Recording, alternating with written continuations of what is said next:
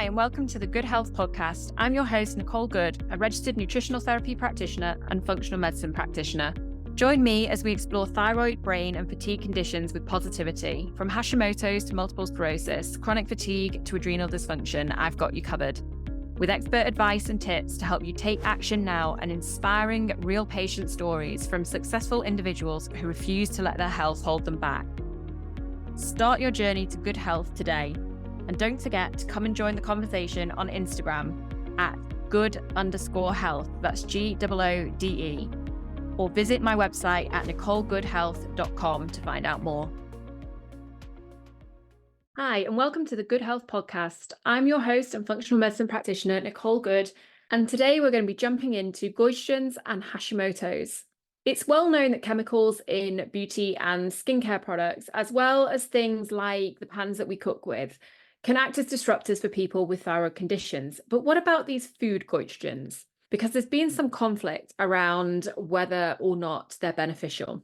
So goitrogens are linked to the thyroid and to iodine, and they are defined as any substance that disrupts the production of thyroid hormones by interfering with the uptake of iodine in the thyroid gland. What happens then is that the pituitary in the brain releases TSH and promotes the growth of thyroid tissue. This can lead to a goiter. Now, what is important to note is that there are food goitrogens and there are chemical goitrogens. So we're going to start with looking at the food ones. And in a moment, we'll jump into the chemical goitrogens. But we really need to consider the two separately because they are entirely different things. So let's take the food goitrogens. This is an area where you will find practitioners who are still recommending that you avoid the food goitrogens. And what has happened here is that some studies have actually been done, and they've been done in a test tube. And these practitioners are using the results of those. And they were also done quite some time ago. But the latest research that has been done in humans. And this shows that the same problems of inhibiting iodine uptake into the cells doesn't occur in the human body in the same way that it does in a test tube. And actually, there are really huge benefits to thyroid patients from the nutrients that are found in goitrogens. So if we look at goitrogenic foods, they're things like cruciferous vegetables. So we have cassava, lima beans, lentils, sauerkraut, sweet potato, cabbage, kale, as well as things like fruits like strawberries, peaches, pears. And that's just a sample of the list of these goitrogenic foods, but you can see they're also really, really healthy foods. So one study that was done actually tested a broccoli drink. Now, broccoli is a goitrogen. And they found actually that there was no impact in the human body to iodine uptake, but the huge benefits were found to inflammation in the body and the support of detoxification pathways, because that's what we get from eating broccoli in the diet. So the goitrogenic foods are actually not found to cause the goiter or disrupt T3 and T4 in vivo, so in the human body. And this is really important because trials between being in vitro in test tube and being in vivo in human body are very different. And we do need to take the human body trials into consideration. It was also found in these human trials that these particular foods also had huge benefits to immune health and inflammation. So food goitrogens actually increase glutathione levels in the body. Glutathione is your master antioxidant, so it protects against oxidative stress. So if you imagine oxidative stress is like the body's version of rust, then glutathione as your master antioxidant is protecting you against this. So elevating glutathione is really important in thyroid patients to protect the thyroid from damage. Also important in Hashimoto's as well. So goitrogenic foods help with excessive iodine uptake in the thyroid. It turns on glutathione levels. It turns on antioxidant properties. And they don't actually compete with iodine to the point where it impacts thyroid hormone promotion. So the advice really should be that you want to consume goitrogens as foods. So why is this still coming through sometimes as a wrong message from practitioners?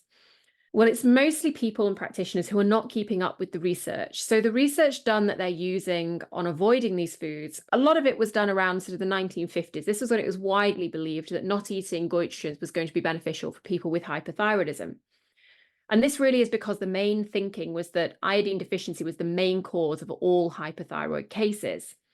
However, later research and human research has shown that actually excess iodine is a cause of Hashimoto's. So not a deficiency, but actually an excess. Now, if we take into consideration that 90 to 97% of hyperthyroid cases are Hashimoto's, you can see the problem. So the initial research, we're going back to sort of 1950s, initial research showed that not eating goitrogens was beneficial for people with hypothyroidism. Bearing in mind, a lot of this at the time was test tube trials. And that the main thinking around that was that this iodine deficiency was the main cause of hyperthyroidism. Later research has shown that actually 90 to 97% of those hyperthyroid cases are Hashimoto's, and that actually Hashimoto's has the main cause as being excess iodine. So the amount of foods that you would actually also need to eat to have this goitrogenic effect is also very excessive. And in trials, as we said, the test tube results very, very different to the human trials. So we've got to take into consideration various different things here. We've got to look at, actually, you would need to eat really excessive amounts of these goitrogenic foods, and the benefits that you get from eating them is beneficial. We also have to look that actually a lot of these trials were done in test tube, and the human trials are showing very different results. We also have to consider that a lot of the research is outdated, and we need to take the most up-to-date and science-led research that we can. We also need to consider that hyperthyroid is very different to Hashimoto's, and Hashimoto's is 90 to 97% of all hyperthyroid cases. So that's food goitrogens, but let's take a quick look at chemical goitrogens because they're a very different matter. The main problem with chemical goitrogens is there's actually no benefit to them. So unlike with the foods where we're getting those benefits, we're getting that increase in glutathione, we're getting lots of antioxidants, we're getting lots of nutrients, there's no benefit to chemical goitrogens. But beyond dietary resources, individuals can be exposed quite regularly to goitrogenic chemicals in their environments. And these can include things like industrial pollutants, pesticides, certain chemicals found in beauty and personal care products. And some of the chemicals in beauty products, such as phthalates and parabens and triclosan, they're known as endocrine disruptors. And endocrine disruptors can interfere with the normal functioning of the endocrine system, including the thyroid gland. So functional medicine approaches will often include supporting the body's natural detoxification pathways to help you to detoxify these chemicals.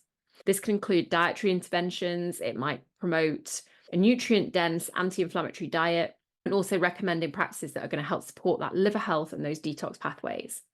But let's take BPA as an example. So bisphenol A is a chemical compound that is commonly used in the production of plastics, epoxy resins, and other consumer products.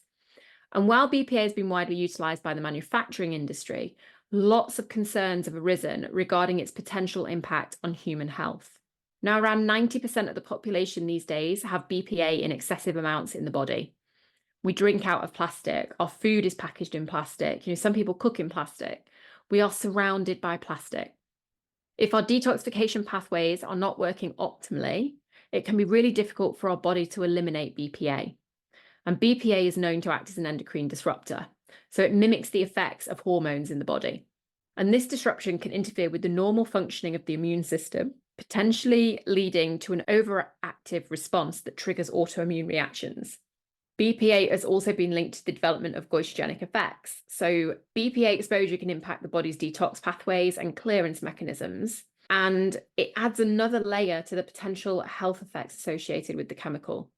So the liver is a key organ involved in detoxification, and it's where BPA is metabolized and prepared for elimination.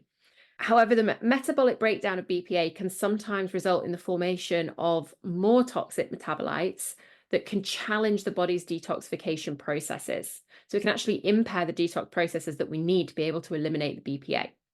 And one of these things is glutathione. So glutathione is this powerful antioxidant. It's present in the liver and it plays a crucial role in detoxification. It binds to and neutralizes harmful compounds, including the BPA metabolites. Now, we know from eating some of those goitrogenic foods, you are going to get an increase in glutathione. This is a really positive thing. But actually, with the chemicals, we can see the opposite happening. And we really need that glutathione. So prolonged or excessive exposure to BPA can actually deplete your glutathione levels. that compromises the liver's ability to efficiently clear the toxins from the body, including the BPA itself. So this imbalance can contribute to the persistence of BPA and its metabolites in the system. So you can see how it's very different. With the food, we're getting a lot of benefits. With the chemicals, we're just getting negative impact. Also, the body eliminates BPA primarily through urine. However, the process of clearance can be really slow. And if those detoxification pathways are overwhelmed or they're compromised, then BPA and its metabolites can accumulate in the body. So there's lots of reasons why there is a huge difference between food goitrogens and chemical goitrogens. And as you can see, the latest research really shows that eating the food goitrogens is beneficial and has lots of benefits, particularly to people with Hashimoto's, which, like I said, is 90 to 97% of all hypothyroid cases. But there are no benefits to the chemical goitrogens. In fact, there's more negative impact from them other than just the fact that they are a goitrogenic compound. So we work regularly with clients on hormones and detoxification with steps to support liver health, to enhance those detoxification pathways, to maintain a really balanced diet, rich in antioxidants, make sure you're staying adequately hydrated, and promoting a healthy lifestyle, as well as reducing those chemical goitrogens. So we really want out with the old advice and in with the latest science-led research. We want the benefits of goitrogenic foods. We don't want the impact of chemical goitrogens. So it really is important that you understand the difference, particularly if you've got a thyroid condition. But anyway, these things impact hormones in everybody.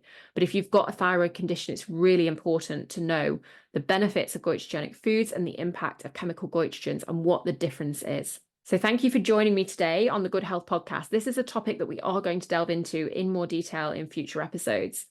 But if you are keen to support your detoxification pathways, you can find our detoxification plan on our website or in the show notes below. And if you want to work with me, you can join the Mitoimmune Way, our 3-month health optimization journey. And again, you'll find the links for that in the show notes. I'll see you next week on the Good Health Podcast.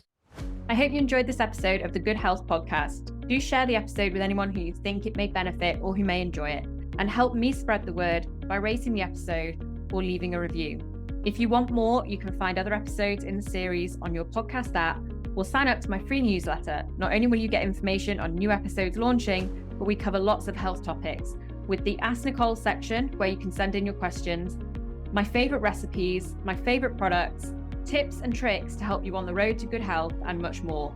You can sign up free of charge at nicolegoodhealth.com/newsletter, also linked below. I hope you have a lovely week. Don't forget to hit subscribe, and I'll see you next time.